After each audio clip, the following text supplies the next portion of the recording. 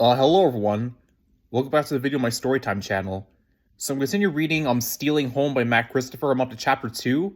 And yeah, let's take care everyone. Let's continue. Stealing Home chapter 2 on page 13. Okay, let's continue. My new brother?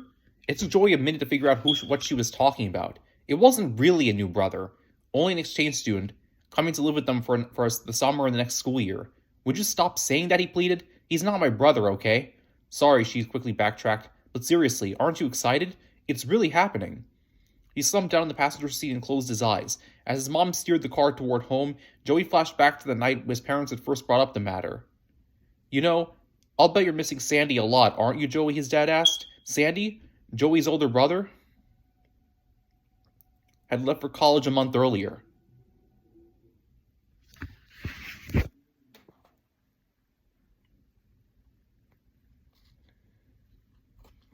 Of course he is, his mom said quickly, answering for Joey like she always did. How could he not miss his big brother? There's something interesting, his dad said, pointing to an ad in the magazine he was reading. Host families wanted for exchange students 10 to 16 years old. He looked up, staring straight at Joey. We could have a boy your age from another country come and stay with us for a whole year. What do you think about that? Wow, what a great opportunity, his mom interjected before Joey could even open his mouth. We could learn each other's languages and Joey would have a brother his own age. Yes. Sandy was always so much older, his dad agreed. It wasn't like could be best buddies all the time. But Sandy had been his best buddy. Even though he was 8 years older and a lot better in school and not much of an athlete, Sandy had always been a great friend and the person Joey looked up to the most. Joey had missed Sandy ever since he'd left, but that didn't mean he wanted a replacement brother from who knew where. So he didn't say anything at all, hoping it would blow over and just go away. As the months went by, his parents had brought up the subject a few more times, but Joey had always shrugged his shoulders, said he didn't want to talk about it. And now, 2 years later, they were telling him it was about to happen. When had he ever given his explicit permission? Didn't he get a vote? Well, his mom asked, glancing at him out of the corner of her eye. You're being awfully quiet. Aren't you excited? He'd been excited a minute ago, all right. Excited about winning the big game for his team. But was he excited about getting a new brother? Not really, Mom, to be perfectly honest, was what he wanted to say. But he didn't say any of that.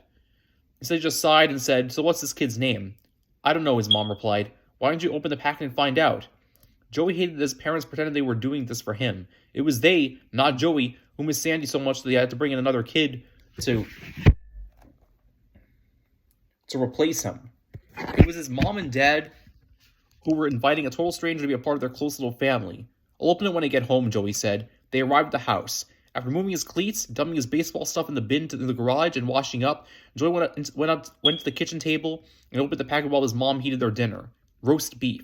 Joey didn't really like roast beef. What did his mom care about that? Roast beef was Dad's favorite. If his dad was happy, she was happy. It didn't matter what Joey thought. It never mattered. Joey opened the packet and a bunch of papers spilled out. There was a letter from the supervisor of the exchange organization. There was a handwritten note in Spanish and a photograph in black and white. A tall boy with curly brown hair and a big goofy smile stared back at Joey from the photo. The boy was standing under a palm tree on the side of a dusty dirt road. He was waving at the camera. The boy's knees were knobby and he seemed bow-legged. Joey read the letter from the head of the exchange program. Dear Mr. and Mrs. Gallagher and Joey, it began. Well, at least they know our names, Joey thought. For a second, it was sinking into his brain that this was really about to happen to him. We are thrilled to pass along the news that your exchange student will be arriving on June 5th at 5 p.m. Please be at the airport to greet Jesus Rodriguez. Wait a minute, Joey said.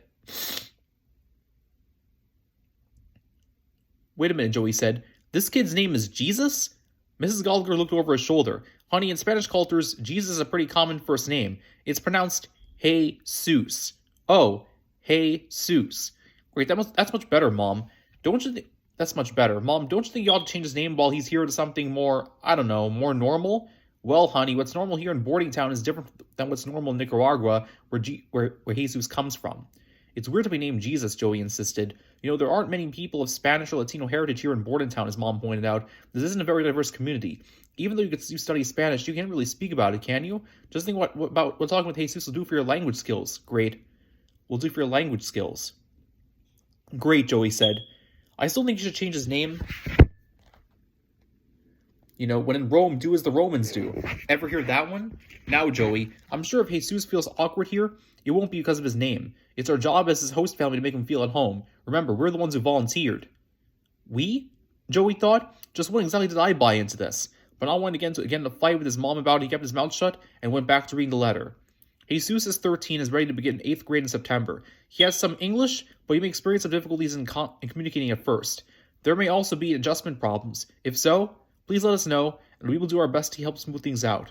We will be checking in on you weekly to make sure everyone is having a positive experience. Thank you again for your willingness to share your lives with a young person from abroad. Joey picked up the second letter. This one was from Jesus himself. Joey could barely make sense of the handwriting. Then he saw the translation of the second page and breathed a sigh of relief.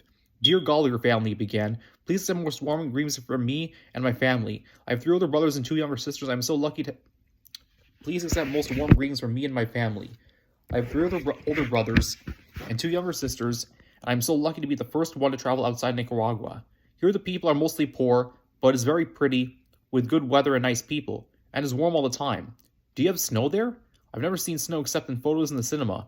I like the cinema, science, and sports. I'm so happy I will soon come to stay with you. Warm greetings, Jesus Rodriguez. Joey put the letter down and stared at the photo again. Jesus seemed like a normal 8th grade kid. Seemed like a normal enough kid. Of course, you can never tell from a photo, and it wouldn't be like having a brother no matter what happened. He would only have one brother, ever, and that was Sandy. His mom placed a salad bowl in the center of the table. We're going to have to get the house ready. I thought we'd give Sandy's room to Jesus. When Sandy had left for college, Joey's parents had asked him whether he wanted to move into Sandy's empty room, which is bigger and had more closets. Joey had refused. It was Sandy's room, not his.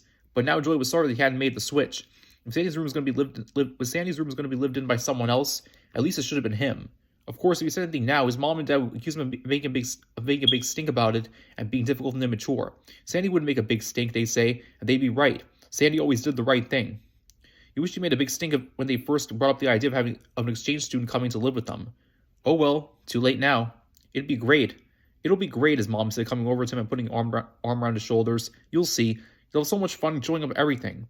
School, friends, baseball. You're going to love it. Joey doubted it. He could picture spending hours and hours tutoring his new brother in English instead of hanging out and doing cool stuff with his friends. Nobody would want Joey around anymore, because everywhere he went, Jesus would have to come too. And as for baseball, the kid had probably never even heard of it. Joey picked up Jesus' letter again. He said he liked sports, but he didn't say which sport. Soccer, maybe? If so, then he and Jesus wouldn't have much to talk about.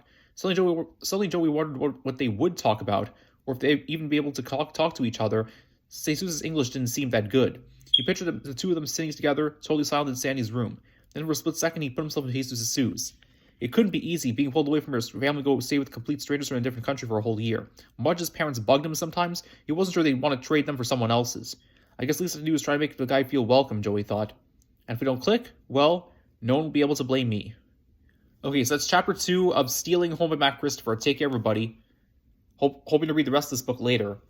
Another video from my Storytime channel. Take care, everyone.